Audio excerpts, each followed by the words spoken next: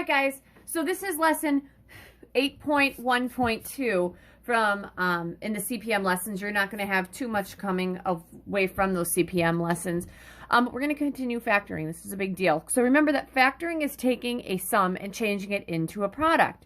So 8.1.2, the lesson title is going to be factoring with generic rectangles. So we're going to be using generic rectangles. And we're going to be looking back at some of the things we did in 8.1.1. Now, we did take a day last week, actually a couple days in the past, to look at factoring out a GCF. You should always look to factor out a GCF first. Just know that I'm not necessarily going to be stressing that much in these lessons. I will later on, because we really want to get down this whole factoring with generic rectangles. So what I generally do is what I'll have is everything will be down, and then you can always press pause, put these in your notebook, because what I put on the paper is what should be in your notes. And if you need to press pause, go ahead and do that. It might help you catch up a little bit. I know some other groups have said that. All right, so in this one, if I'm looking at question 8.13, we're going to examine the rectangle shown on the right. So your rectangle should have a 10x squared here, a negative 35x here, a negative 4x, and then a 14 right there. All right, what we have to do in A is write this as a sum and a product. Okay, well, the sum would be adding up the inside. So I got a 10x squared, minus 35 minus 4, that's going to give me a negative 39x. Sorry, I did this before and it didn't quite work. And then plus 14. That equals, okay, the product would be writing this area as a length times a width. So the way we found that is that we found the outside of the triangle. I'm sorry, the rectangle. So 10x squared and 35x both have 5's in them and an x. So I'm going to have a 5x here and a 2x there, because 5x times 2x is 10x squared. If 5x is here, 5x is here. 5x times negative 7 gives me negative 35x. There's a negative 7 here, there's a negative 7 there. Negative 7 times negative 2 gives me 14. Negative 2 here, negative 2 goes there. Negative 2 times 2x gives me negative 4x. There you go. So my length could be 5x minus 2 times my width, which would be 2x minus 7. And that should work. 5x times 2x is 10x squared. 5x times negative 7 is negative 35x. Negative 2 times 2x is negative 4x. And negative 2 times negative 7 gives me a 14. All right. In B, does this generic rectangle fit Casey's pattern for diagonals? Demonstrate the product. Okay. Remember that Casey said that these two would have to multiply to be the same as these two? Right? So 10x squared times 14, that's 140. X squared. That one I know. All right. 35 times 4 is 140. So negative 35 times negative 4 is going to give me positive 140. X times x is x squared. These guys equal. So remember that the diagonals, the product of the diagonals,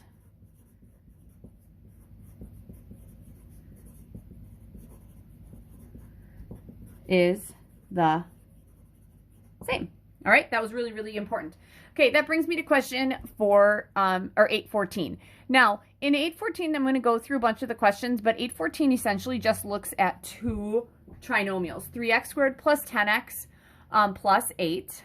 And then the other one is 2x squared plus 5x plus 3. And I think they even do another one coming up down in C as well. So I might end up flipping this over and looking at the next one. All right. So, looking at this, we're not going to use algebra tiles. We're going to see if we can build this, if we can factor it, okay? So, 3x squared plus 10x plus 8. So, this is what they gave us so far, right here. All right, guys? So, does it make sense that in all of your rectangles so far, the 3x squared went here and then the 8 went there, right? Because we always had the quadratic term and then the constant term were always together. Now, just like this guy, right? 10x squared's here, 14 there. Negative 39 came from combining these two. 10x comes from combining those two.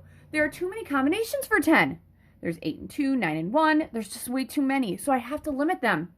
But do you guys remember that this has to, that these two right here, whether I know what they are or not, they have to add up to 10x. And doesn't this have to multiply to be the same as that?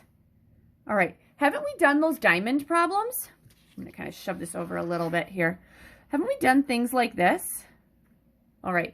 I know that these two have to multiply to give me 24x squared, because the diagonals have to multiply to be the same thing. All right. I also know they have to combine to give me 10x. So what multiplies to give me 24x and adds to give me 10x?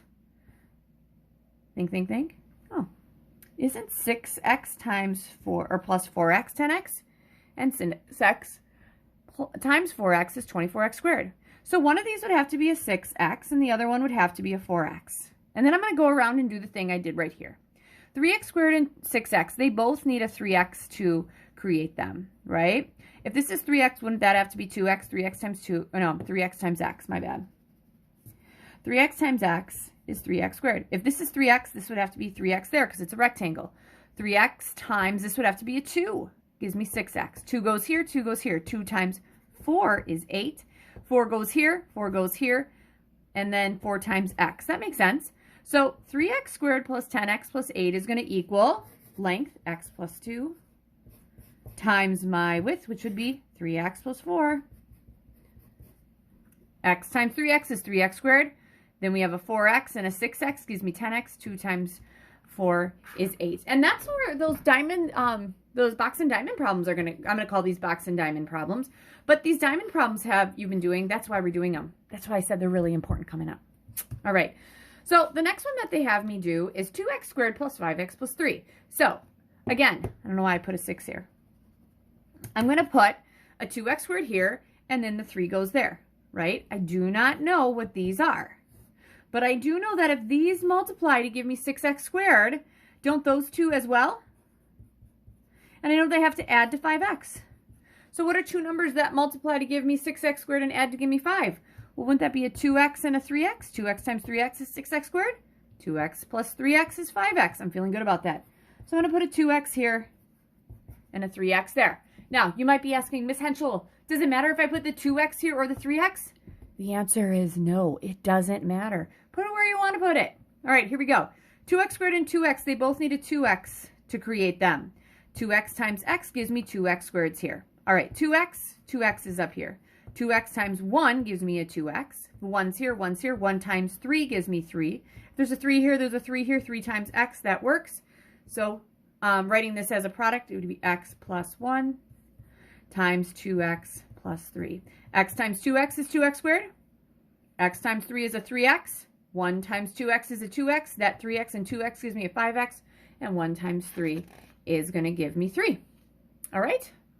So that's those two. So that is looking at, okay, the 1 plus 3, this guy right here was A. They did that with algebra tiles. I don't want to use algebra tiles, and I will never ask you guys to use algebra tiles. This guy is B. All right. And then C. Let's look at 2x squared plus 7x plus 6. Okay. So let's go ahead, and we're going to try to factor this. Okay. So this is where I'd love to ask you guys a bunch of questions because I like to see if we understand what's going on. There we go. 2x squared and 6. They have to go in one of these diagonals. It doesn't matter. Okay. These two guys here have to multiply to give us 12x squared because the diagonals should multiply to give us the same thing, right? Then I know that these two should add to be 7x. So what multiplies to give me 12x squared and adds to give me 7x? Wouldn't that be a 3x and a 4x? 3x times 4x is 12x squared. 3x plus 4x is 7x. So I'll put a 3x here, and I'll put a 4x there. And now I got to figure out the outside because I have the sum. I need the product. For a 2x squared and a 3x, I need an x. If I have an x here, I'd have 2x because 2x times x is 2x squared. I have an x up here. X times 3 gives me 3x. 3's here, 3 goes here. 3 times 2 gives me 6. 2 here, 2 here, 2 times 2x is 4x. That works. So it's length, which should be 2x plus 3, times the width, which should be x plus 2. All right. And that's all of question 18. All right. I'm sorry, 14. My bad. Okay.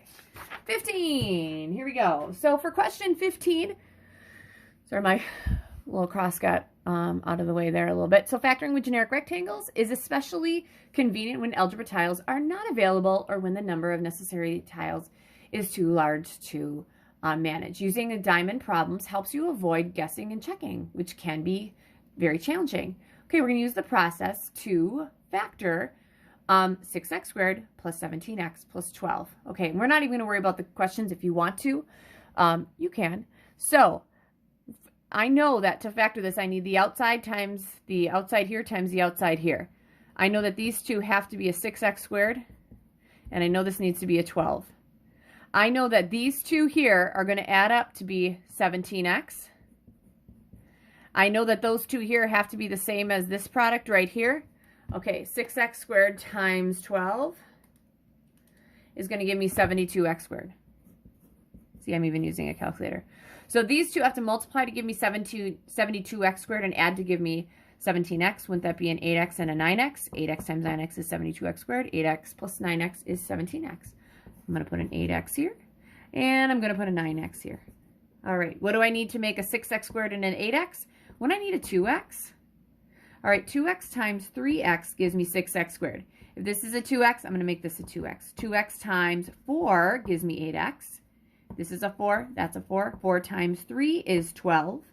This is a 3, that's a 3. 3 times 3x gives me 9x. Feeling okay about that. So outside, this equals 3x plus 4 times this, which should be 2x plus 3. And we're making this a positive 3 because a plus 3 because it's a positive 3, and a plus 4 because that is a positive 4. Okay, that brings us to question 16. So these are the ones you guys have, okay? So what I'm going to do is I'm going to walk you through the first one, and then the second one, second, third, and fourth one, I'm going to give you guys some time to figure them out, and I'll just flash up the answers. So first one, x squared plus 9x plus 18. We're going to have an x squared here and 18 there.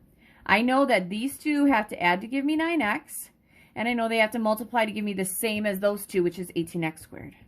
What multiplies to give me 18x squared and adds to give me 9x? Wouldn't that be a 3x times a 6x? 3x could go here, 6x could go there. I don't really care where we put them, right? So to get an x squared, I need an x times an x. If an x is here, an x is here. X times 3 is 3x. 3 goes here, 3 goes here. 3 times 6 is 18. 6 goes here, 6 goes here. 6 times x gives me 6x. Throw pluses on here. This equals x plus 6 times x plus 3. Now, the other question I get asked is, do I have to put the x plus 6 first? No. You can put them either order. It's multiplication. It's commutative. All right? So, next one, B, 4x squared plus 17x minus 15. I know I have 4x squared goes here. Negative 15 goes there. I know these two have to add to give me 17x. And I know they have to multiply to give me what? That's going to give me 60. All right. So I'm going to have you guys press pause here. Figure out if you can find these two. All right. Before you continue on, make sure 4x squared times a negative 15. 4 times negative 15 is a negative 60, and that should be x squared. Okay, go for it starting now. All right, so the magic numbers are going to be 20x and negative 3x, because 20 minus 3 is 17. 20 times negative 3, that gives me negative 60x squared. Okay, so the next thing I'm going to do is go 20x and then negative 3x. 4x squared and 20x both need 4x's in them, right? Okay, if this is going to be a 4x squared, I need it to be 4x times x. All right, 4x times 5 gives me 20x. If this is a 5, this is a 5. 4 times a negative 3 gives me negative 15. If this is a negative 3, that's negative 3. Negative 3 times x gives me negative 3x. So on the outside here, I'd have, make it a little crunched, x plus 5 times 4x minus 3. All right, so what I'm going to do next in C, I want you guys to go through that process. I'm going to have 4x squared minus 8x plus 3. So we're going to have 4x squared here.